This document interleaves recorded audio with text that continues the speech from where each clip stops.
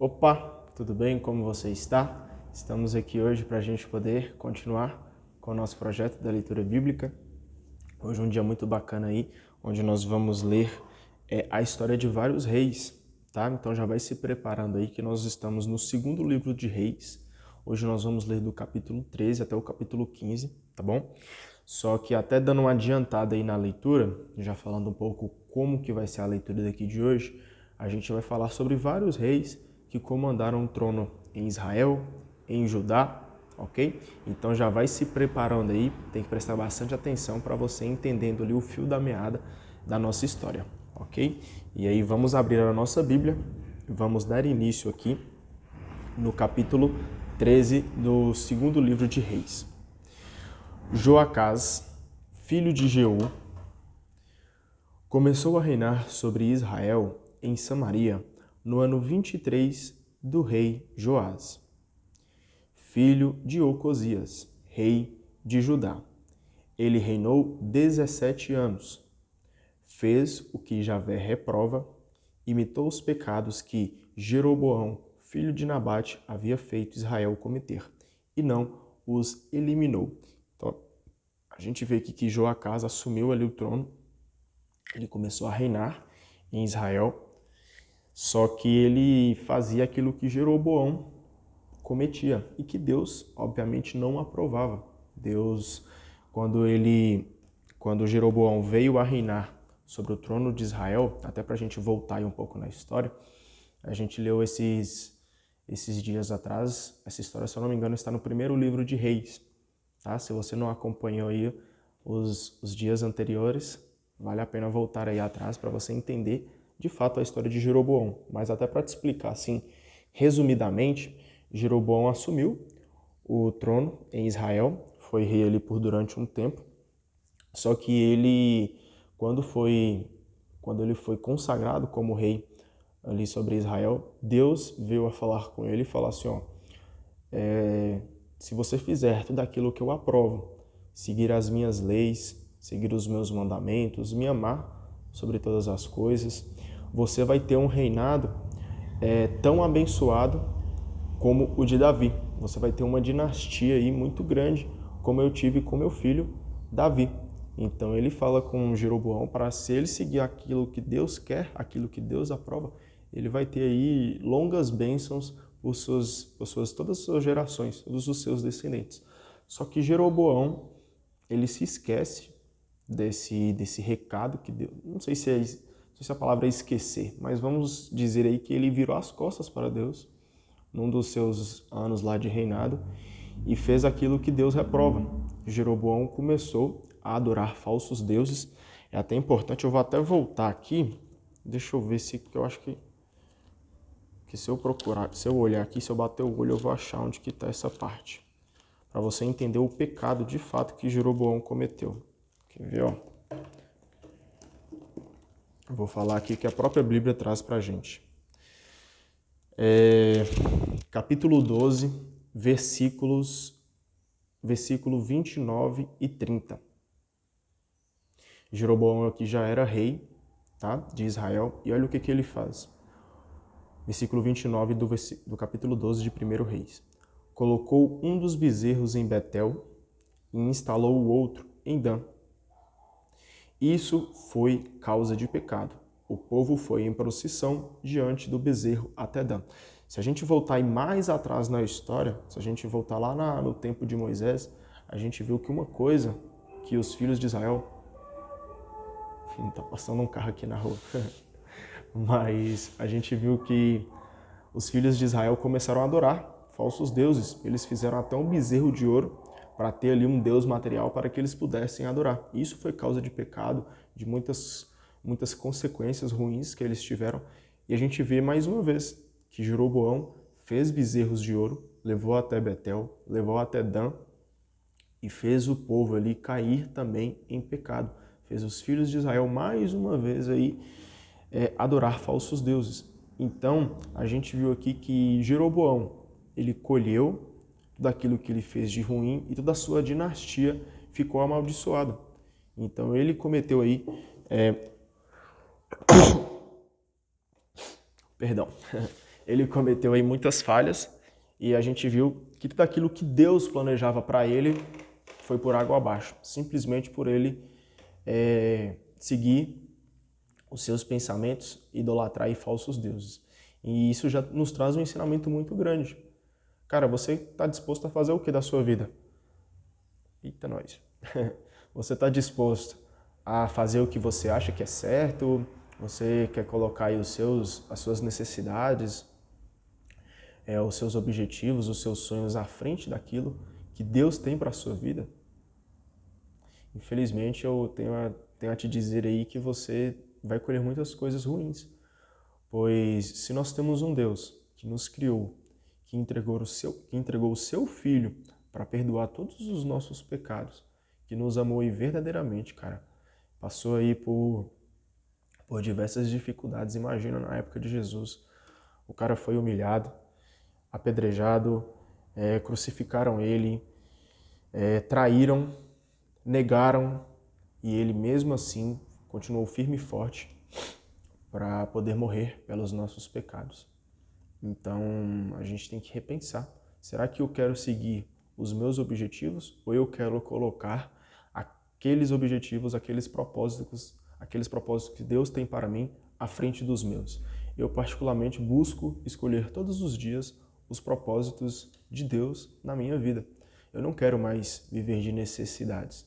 As minhas necessidades não valem de nada. Eu quero viver aquilo que Deus quer para a minha vida.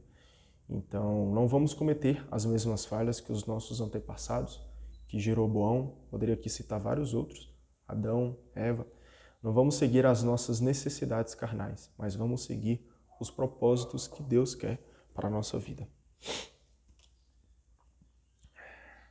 Por isso, a ira de Javé se inflamou contra Israel, e durante todo esse período o tornou submisso a Hazael, rei de Arã, e a Ben-Hadad, filho de Hazael.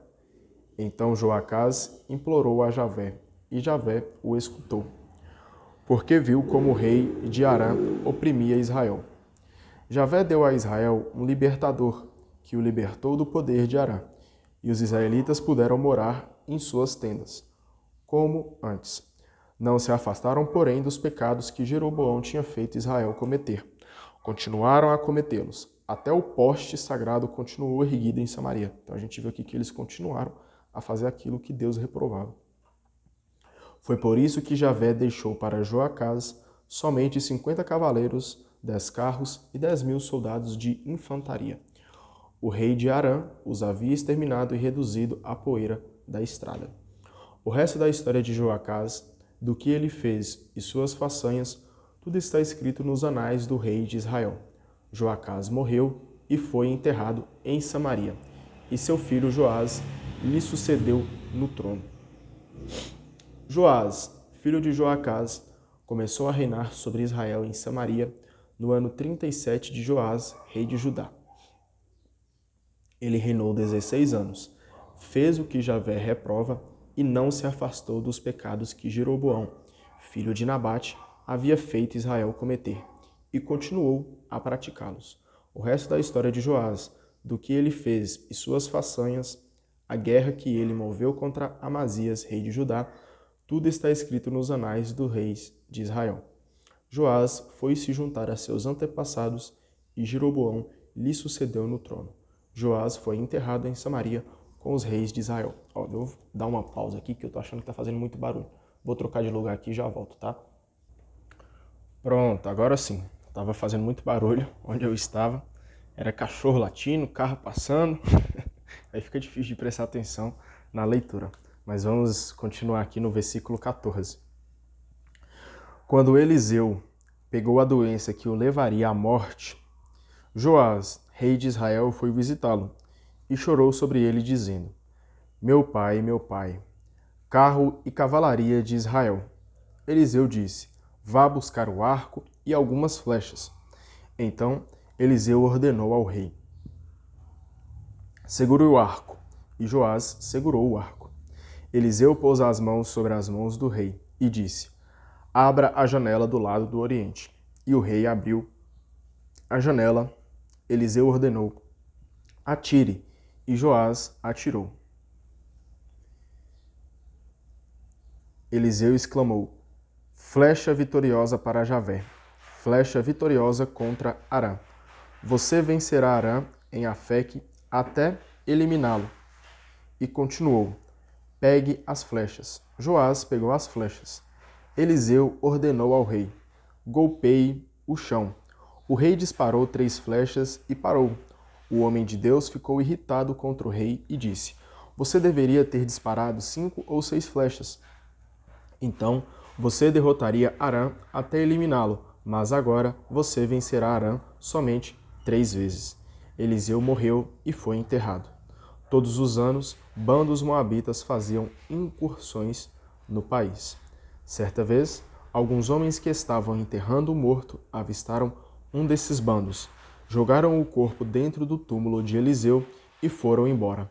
Aconteceu que o corpo, tocando os ossos de Eliseu, reviveu e se colocou de pé. Hazael, rei de Arã, oprimiu os israelitas durante todo o tempo em que Joacás viveu. Javé, porém, teve piedade e se compadeceu deles. Voltou-se para eles por causa da aliança que tinha feito com Abraão, Isaque e Jacó, e ainda não quis destruí-los, nem os afastou de sua presença. Hazael, rei de Arã, morreu, e o seu filho Ben-Hadad subiu ao trono em seu lugar.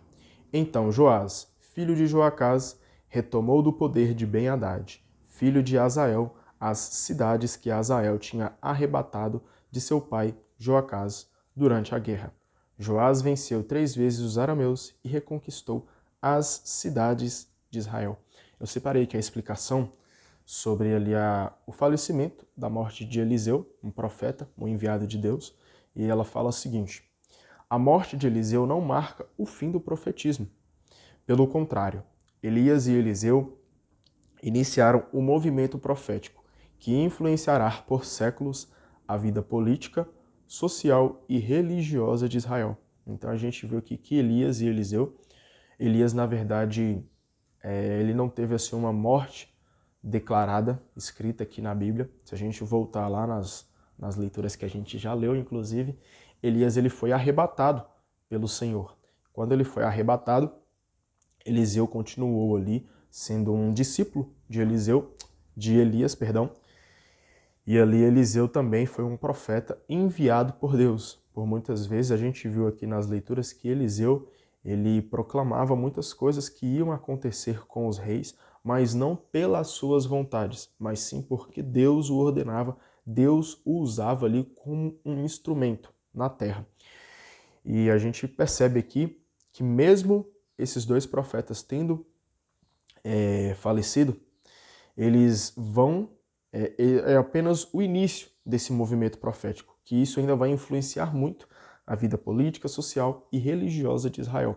Então a gente percebe aqui que outros profetas vão vir a aparecer e eles vão mudar toda a história. Beleza? Vamos aqui agora entrar no capítulo 14. Amazias, filho de Joás, começou a reinar em Judá no segundo ano do rei Joás, filho de Joacás, rei de Israel. Ele tinha 25 anos quando subiu ao trono e reinou 29 anos em Jerusalém. Sua mãe se chamava Joadem e era natural de Jerusalém. Fez o que Javé aprova, mas não fez como seu antepassado Davi. Seguiu em tudo o seu pai Joás. Todavia, os lugares altos não desapareceram, e o povo continuou a oferecer sacrifícios e a queimar incenso nos lugares altos. Tendo consolidado o poder em suas mãos, Amazias mandou matar os oficiais que tinham assassinado seu pai. Ele, porém, não mandou matar os filhos dos assassinos, respeitando assim o que está escrito no livro da lei de Moisés, onde Javé ordena: os pais serão mortos por causa dos seus filhos. Perdão, os pais não serão mortos por causa de seus filhos, nem os filhos serão mortos por causa dos pais.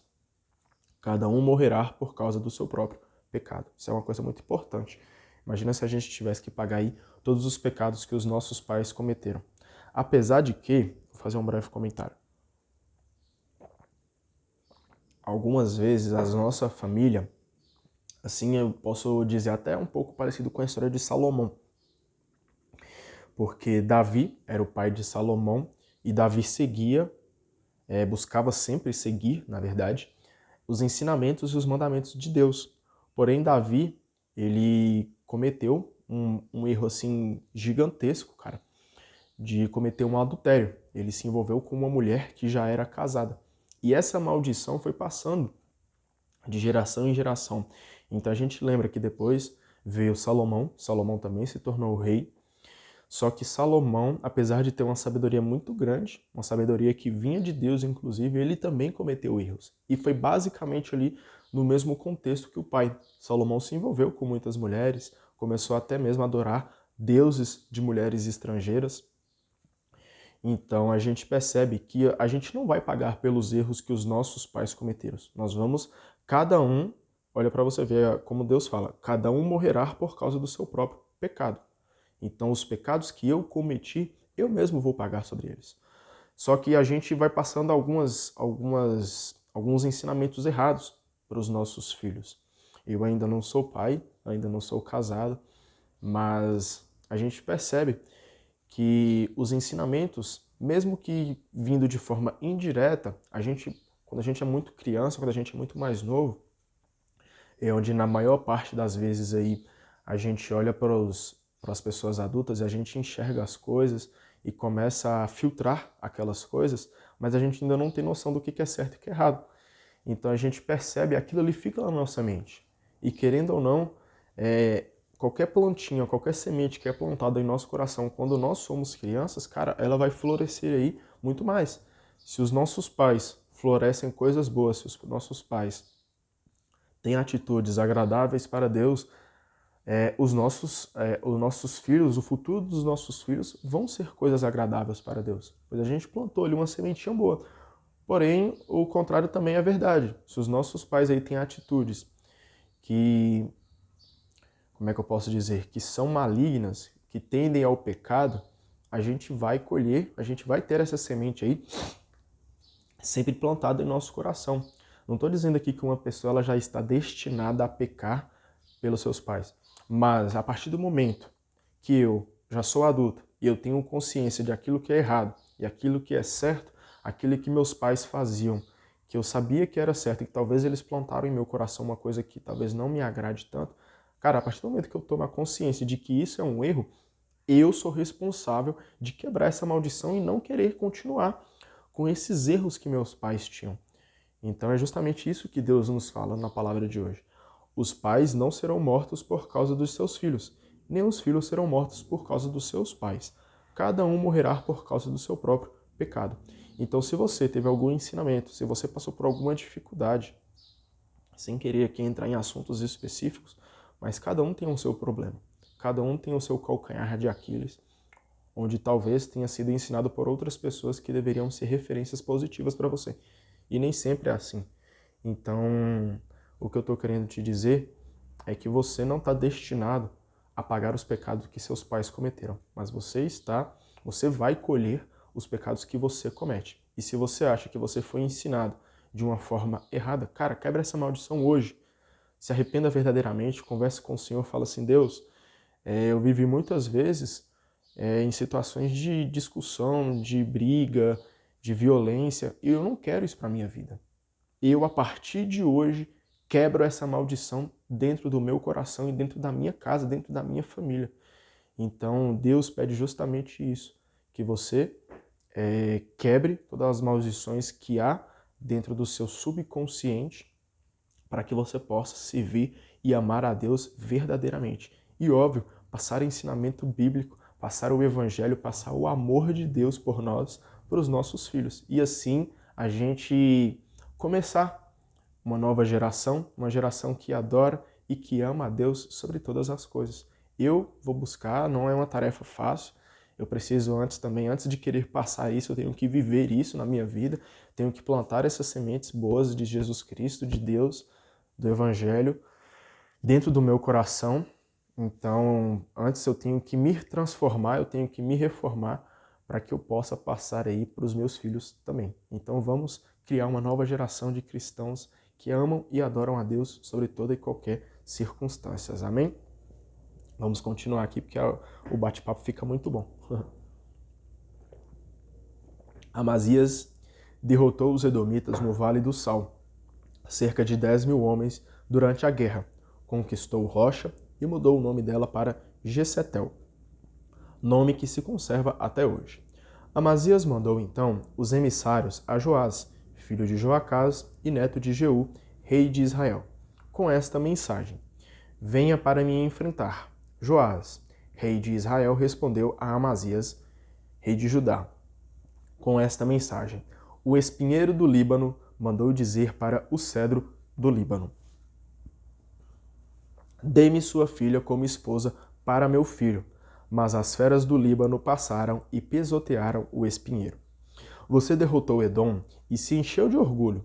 Celebre sua glória, mas fique em casa, porque você quer se meter numa guerra desastrosa, provocando a sua ruína e a ruína de Judá? Amazias, porém, não fez caso.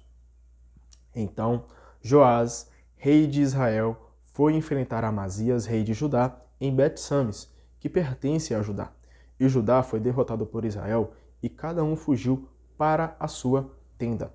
Em Bet-Sames, Joás, rei de Israel, prendeu Amazias, filho de Joás e neto de Ocosias, e o levou para Jerusalém. Fez uma brecha de 200 metros na muralha de Jerusalém, desde a porta de Efraim até a porta do ângulo, e se apoderou do ouro, da prata e de todos os objetos que estavam no templo de Javé e no tesouro do palácio real. Além disso, tomou reféns e voltou para Samaria. O resto da história de Joás, todas as suas façanhas militares e a guerra que fez contra Amazias, rei de Judá, tudo está escrito nos anais dos reis de Israel. Joás foi juntar-se a seus antepassados e foi enterrado em Samaria com os reis de Israel, e seu filho Jeroboão lhe sucedeu no trono. Amazias, filho de Joás, rei de Judá, viveu ainda 15 anos depois da morte de Joás, filho de Joacás, rei de Israel. O resto da história de Amazias está escrito nos anais do rei de Judá. Ele foi vítima de uma conspiração em Jerusalém e fugiu para Lax, mas foi perseguido até Lax e aí o mataram. Transportaram seu corpo a cavalo e o enterraram em Jerusalém, junto com seus antepassados na cidade de Davi. Todo o povo de Judá escolheu então Osias, que tinha 16 anos, e o proclamaram rei no lugar do seu pai Amazias. Foi ele quem reconstruiu Elate e a reconquistou para Judá, depois que Amazias morreu. Então a gente viu aqui que Amazias, apesar de ter um reinado ali glorioso, ele teve uma ambição muito grande que o levou a uma guerra desastrosa contra Israel. Olha para você ver onde a ambição e querer o poder a todo e qualquer custo nos leva até uma guerra sem motivo nenhum. E ele terminou a vida de uma forma trágica, vitimado por uma conspiração. E agora a gente vai entrar aqui, a gente ainda está no capítulo 14, mas nós vamos começar a falar de vários reis, até porque o nome do livro que nós estamos lendo atualmente é Segundo Reis. Então nós vamos começar a falar aqui de vários e vários reis, que por muitas vezes, a maior parte deles reprovavam e faziam atos que eram desastrosos. Eles adoravam falsos deuses, eles cometiam vários pecados, não seguiam os mandamentos do Senhor, não amavam a Deus verdadeiramente. Então a gente vê aqui que por muitas vezes os filhos de Deus, aqueles que Deus tinha colocado ali para poder reinar sobre Israel e sobre Judá, cara, por muitas vezes eles viravam as costas para Deus, e a gente sabe que os pecados têm as suas consequências. Então vamos pegar aí a história desses reis que reinaram sobre Israel e Judá e ver onde a gente não pode cometer essas mesmas falhas. Vamos pegar de exemplo aí também. Versículo 23. Jeroboão, filho de Joás, começou a reinar sobre Israel em Samaria. Esse aqui é Jeroboão II, tá? Esse aqui já é outro Jeroboão, não é aquele mesmo que a gente tinha comentado no início, não. No ano 15 do rei Amazias, filho de Joás, rei de Judá. Ele reinou 41 anos. Fez o que Javé reprova e não se afastou de todos os pecados que Jeroboão, filho de Nabate, tinha feito Israel cometer. Jeroboão restabeleceu as fronteiras de Israel desde a entrada de Emate até o mar de Arabá, conforme a palavra de Javé, o Deus de Israel, anunciada através do seu servo, o profeta Jonas, filho de Amate, natural de Gat-Ofer. De fato, Javé viu que a aflição de Israel era muito amarga, pois não havia nem escravo nem livre que fosse em socorro de Israel. Como Javé não havia decidido apagar o nome de Israel debaixo do céu, então libertou através de Jeroboão, filho de Joás. O resto da história de Jeroboão, do que ele fez, suas façanhas e guerras, como reconquistou para Israel Damasco e Emate, que tinham pertencido a Judá, tudo isso está escrito nos anais do rei de Israel. Jeroboão juntou-se a seus antepassados e foi enterrado em Samaria, junto aos reis de Israel, e seu filho Zacarias lhe sucedeu no trono. Vamos entrar aqui agora no capítulo 15. Então preste atenção, nós vamos repetindo. Vamos falar aqui de vários reis que reinaram sobre Israel e sobre Judá, e a maioria deles fez aquilo que Deus reprova. Então já vamos pegar aí, de ensinamento, porque a gente não pode fazer as mesmas coisas que esses caras faziam, tá bom? Mesmo nos dias atuais. Osias, filho de Amazias, começou a reinar em Judá no ano 27 de Jeroboão, rei de Israel. Ele tinha 16 anos quando subiu ao trono e reinou 52 anos em Jerusalém. Sua mãe se chamava Jequelias e era natural de Jerusalém. Fez o que Javé aprova, como tinha feito seu pai Amazias. Os lugares altos, porém, não desapareceram, e o povo continuou a oferecer sacrifícios e a queimar incenso nos lugares altos. Essa questão aqui dos lugares altos, né, onde o povo oferecia sacrifício e queimava incenso, nesses lugares altos, eram onde eles adoravam falsos deuses, deuses que o oprimiam, falsas idolatrias, e era justamente isso que Deus reprovava, porque eles estavam adorando aí coisas malignas, cara. Estavam adorando falsos deuses. Contudo, Javé feriu o rei com lepra que durou até a sua morte. Por isso ele ficou fechado num quarto, enquanto seu filho Joatão, chefe do palácio, governava o povo. O resto da história de Osias e do que ele fez, tudo está escrito nos anais do rei de Judá. Osias morreu e foi enterrado com seus antepassados, na cidade de Davi, e seu filho Joatão lhe sucedeu no trono. Zacarias, filho de Jeroboão, começou a reinar sobre Israel em Samaria no ano 38 de Osias, rei de Judá. Ele reinou 6 meses. Fez o que Javé reprova, como seus antepassados, e não se afastou dos pecados que Jeroboão, filho de Nabate, tinha feito Israel cometer.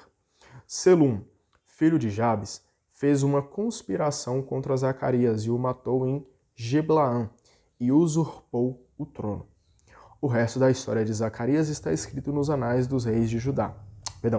Nos anais dos reis de Israel. Aconteceu então o que Javé tinha dito a Jeú: seus filhos se assentarão no trono de Israel até a 4ª geração. Selum, filho de Jabes, começou a reinar no ano 39 de Osias, rei de Judá. Ele reinou 1 mês em Samaria. Manaém, filho de Gade, partiu de Tersa, entrou em Samaria, matou Selum, filho de Jabes, e usurpou o trono. O resto da história de Selum, a conspiração que ele tramou, tudo está escrito nos anais dos reis de Israel. Manaém devastou Táfua e seu território, matando todos os habitantes, porque não lhe haviam aberto as portas quando ele saiu de Tersa. Manaém arrasou a cidade e rasgou o ventre de todas as mulheres grávidas. Olha para você ver, cara, os reis aqui estavam basicamente afundados ali, estavam na lama do pecado, cara, estavam no fundo do poço. Manaém, filho de Gade, começou a reinar em Israel no ano 39 de Osias, rei de Judá. Ele reinou 10 anos em Samaria. Fez o que Javé reprova, e não se afastou dos pecados que Jeroboão, filho de Nabate, fizera Israel cometer no seu tempo. Pul, rei de Assíria, invadiu o país. Manaém pagou a Pul 34 toneladas de prata para que Pul o apoiasse e o mantivesse no trono. Manaém requereu essa contribuição de todos os notáveis de Israel, de cada um cerca de meio quilo de prata, para dar ao rei da Assíria. Então, o rei de Assíria se retirou, dando fim à ocupação do país.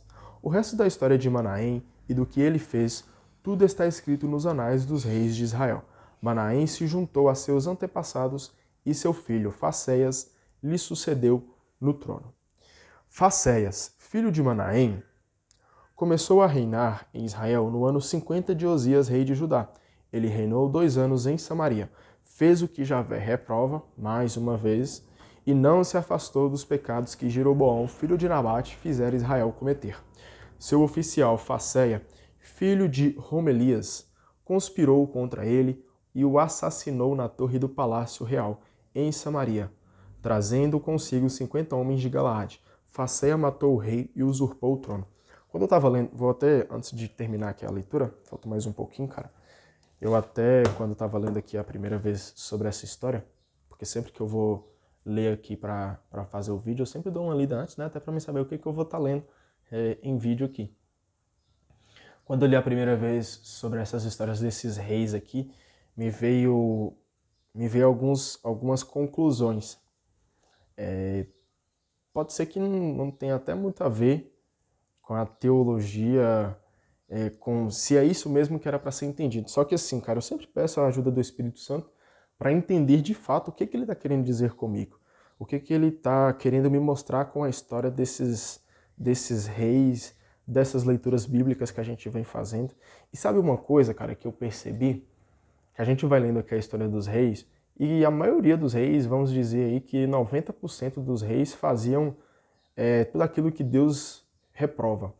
Adoravam falsos deuses, entregavam sacrifícios em altares de falsos deuses, idolatravam aí imagens, coisas assim erradas, cara.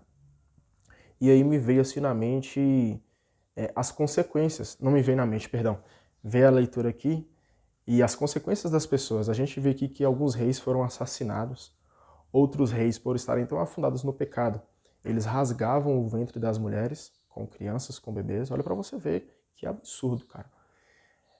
Um rei conspirava contra o outro, tramava fazer armadilhas para que o outro pudesse ser morto. Então a gente percebe aqui, cara, que o mundo estava assim num caos devastador. Estava assim, cara, um mundo perdido. Onde que estava a solução? Aí você para e pensa, poxa, bicho, será que vai chegar algum rei aqui pra gente, algum ser humano aqui para poder dar a paz de verdade para esse lugar? Eu fico imaginando, né, as pessoas, os filhos de Israel, deviam ver toda aquela situação, todos os reis sendo conspirados, todos os reis sendo mortos, fazendo coisas absurdas aí. E eles deviam olhar assim um pro outro e falavam assim, caraca, bicho, nós não temos salvação, não. Todo rei que entra aqui, o cara faz daquilo que Deus reprova. Nós estamos lascados. E aí eles ficam buscando soluções. Não vamos declarar aquele outro rapaz como rei, vamos declarar aquela outra pessoa como rei, porque ele vai mudar a pátria. Só que aí, cara, acontece a mesma coisa novamente. E qual que é a conclusão? Onde eu me sinto assim, poxa, acho que é isso que Deus está querendo falar comigo. E eu gostaria de partilhar com você que está vendo esse vídeo aí. De que, cara, a única salvação, depois de longos anos aí de muita Deus tentando ali ajudar o povo, e o povo sempre caindo no pecado, sempre caindo na tentação, é onde Deus deve olhar e falar assim, cara, a única solução é mandar o meu único filho para morrer pelo pecado desse povo. Esse povo tão incrédulo, tão... não sei nem a palavra, cara, que usa, mas a única solução de eu salvar esse povo, essa geração de todos os meus filhos, é mandar o meu único filho, cara, para morrer pelo pecado. Aí você imagina, tipo, Deus ter que mandar o teu filho para sofrer por todos aqueles que não tinha honra de receber toda essa misericórdia que o Pai teve conosco. Então ele vem, manda o seu filho passa aí de mentiroso, passa aí de... nossa, muitas coisas, cara. Passa aí com uma pessoa mal, um cara aí que cometia heresias, que fazia coisas erradas segundo o olhar de ser humano. O cara foi crucificado, o cara foi negado, foi traído. Eu já falei até disso aqui já nesse vídeo, né? Tô até sendo repetitivo. Mas, cara, qual que era a solução? A gente vai e tomar a conclusão de que, poxa, a única solução era ter mandado, mesmo não merecendo, cara. A gente não merece de forma alguma tudo aquilo que Jesus fez por nós. Mas, cara, ele com um amor muito grande, com uma misericórdia muito grande, vem e cumpre com a sua missão, enfrentando todos os desafios, sendo tentado muitas vezes até mesmo pelo diabo, para que ele não cumpra a tua missão, mas ele vem aqui, cara, e faz tudo aquilo que ele foi destinado para fazer. Então, depois eu imagino toda essa situação antes de Jesus chegar, cara, devia ser um caos assim absurdo. Depois que Jesus veio, foi crucificado, foi morto, foi sepultado e depois de 3 dias ele venceu a morte e venceu a morte em prol dos nossos pecados, porque ele nos ama muito. Depois que Jesus veio por cá, cara, depois que ele fez todas essas coisas maravilhosas, o mundo não é mais o mesmo. Não é mais o mesmo. O mundo ainda tem muitas maldades, o mundo ainda tem muitas aflições, mas a gente não pode se esquecer que o nosso lugar não é nesse mundo. O nosso lugar é no céu, fazendo morada com o nosso Pai para todo sempre, eternamente. Então, assim, cara, graças a Deus, obrigado, Deus. Mesmo nós não somos merecedor, mesmo não tendo dignidade nenhuma, o Senhor veio até aqui e morreu pelos nossos pecados. Então é motivo de dar muita alegria. E de fato, cara, rasgar o nosso peito, rasgar o nosso coração, no sentido de, tipo assim, de se abrir verdadeiramente e falar assim, Deus, toma conta da minha vida. Não deixa eu viver as coisas que esse mundo acha que é certo. Não deixa eu viver aí vagante, errante pelos pecados desse mundo. Deixa eu viver o teu amor verdadeiramente, pois eu quero ser salvo, Pai, pois eu te amo. Mas me ajuda porque eu sou fraco. Minha fé é muito pouco, meu amor é muito pouco. Me ajuda, eu quero te amar e eu quero ter mais fé sobre você. Então, cara, vamos nos entregar verdadeiramente para Jesus, vamos nos entregar verdadeiramente para Deus, porque Ele nos ama muito. Ele tem entregado seu filho, o seu único filho, para morrer pelo pecado, já nos mostra aí que Ele morreu por amor. Não porque nós merecemos, mas porque Ele nos ama muito. Então, cara, vamos nos entregar verdadeiramente para Deus, de verdade. Vamos continuar aqui, porque senão nós vamos ficar aqui por horas falando sobre o amor de Deus. O resto da história de Faceias está escrito nos anais dos reis de Israel. Faceia, filho de Romelias, começou a reinar em Israel no ano 52 de Osias, rei de Judá. Ele reinou 20 anos em Samaria, fez o que Javé reprova e não se afastou dos pecados que Jeroboão, filho de Nabate, fizera Israel cometer. No tempo de Faceia, rei de Israel, Teglat-Falazar, rei de Assíria, se apoderou de Aion, Abel-Bet-Maaca, Janoi, Sedes, Azor, Galaade, Galileia e toda a região de Neftali, e deportou seus habitantes para a Síria. No ano 20 de Joatão, filho de Osias, Oséias, filho de Ela, fez uma conspiração contra Faceia, filho de Romelias, o matou e lhe usurpou o poder. O resto da história de Faceia e do que ele fez, tudo está escrito nos anais dos reis de Israel. Joatão, filho de Osias, começou a reinar em Judá no 2º ano de Faceia, filho de Romelias, rei de Israel. Ele tinha 25 anos quando subiu ao trono e reinou 16 anos em Jerusalém. Sua mãe se chamava Jerusa e era filha de Sadoc. Fez o que Javé aprova e imitou em tudo o comportamento de seu pai Osias. Os lugares altos, porém, não desapareceram, e o povo continuou a oferecer sacrifícios e a queimar incenso nos lugares altos. Foi ele que construiu a porta superior do templo de Javé. O resto da história de Joatão e do que ele fez, tudo está escrito nos anais dos reis de Judá. Nesses dias, Javé começou a mandar Razon, rei de Arã, e Faceia, filho de Romelias, contra Judá. Joatão morreu e foi enterrado com seus antepassados na cidade de Davi, seu antepassado. Seu filho Acaz lhe sucedeu no trono. Então aqui a gente finaliza com a leitura de hoje. Vemos aí vários reis, a maioria deles fazendo coisas que Deus reprovava, idolatrando aí falsos deuses, e, consequentemente, idolatrando até mesmo o pecado e deixando de amar a Deus verdadeiramente. Então, qual que é o recado aqui para o dia de hoje? Vamos nos arrepender dos nossos pecados, pedir misericórdia para Deus, pois não somos merecedores, e pedir para que Ele nos ensine a ter fé verdadeiramente na sua palavra, nos seus ensinamentos e amar a Ele sobre todas as coisas. Deus, eu te peço aqui para que me ensine a te amar sobre todas as coisas e peço para a pessoa que está me vendo também, para que o Senhor nos ensine a te amar verdadeiramente, pois nós somos teus filhos e nós queremos ser salvos. E nós queremos te amar muito, muito, muito, muito. Muito obrigado por o Senhor ter vindo até aqui, mesmo não merecendo, e ter entregado o seu Filho para morrer pelos nossos pecados. Amém? Muito obrigado pela tua presença. Deus te abençoe. Amanhã nós estamos de volta. Tchau, tchau.